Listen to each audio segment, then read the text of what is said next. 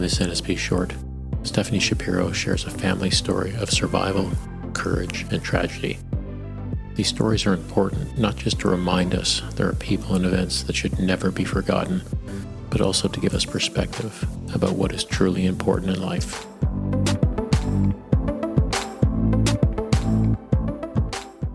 My grandmother's family was not nearly as lucky, much more sort of harrowing tale. She was about 8 years old when her mother, they were living in the ghetto at this point.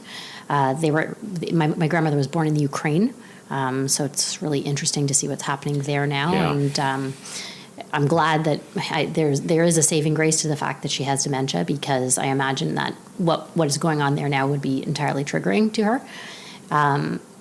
Her mother was picked up by the Nazis in a truck when she was out getting bread, and they never saw her again. My great-grandfather realized that in order for his daughter to survive, he needed to start making some plans. He was taken to a work camp, smuggled her into the work camp, didn't want anybody to know that he had a child, so they didn't go looking for her. And ultimately, she spent months living in the wardrobe in his room. So she has terrible claustrophobia now and huge trauma from that. And the only time she was allowed out was when it was dark out and he would come back to the room. So she spent about 18 hours a day in a wardrobe. After that, he realized somebody had seen her in a window, and he realized it wasn't going to be very safe. So he contacted a non-Jewish friend who had a family of his own and said, "Would you be willing to hide my daughter?" And this man put his entire family's livelihood at risk when he said yes.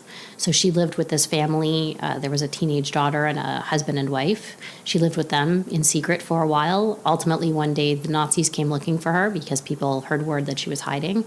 And the teenager was upstairs with my grandmother and pushed her out of a second-story window to hide her because the Nazis were coming upstairs. And my grandmother ran to an outhouse and hid in the outhouse until the coast was clear.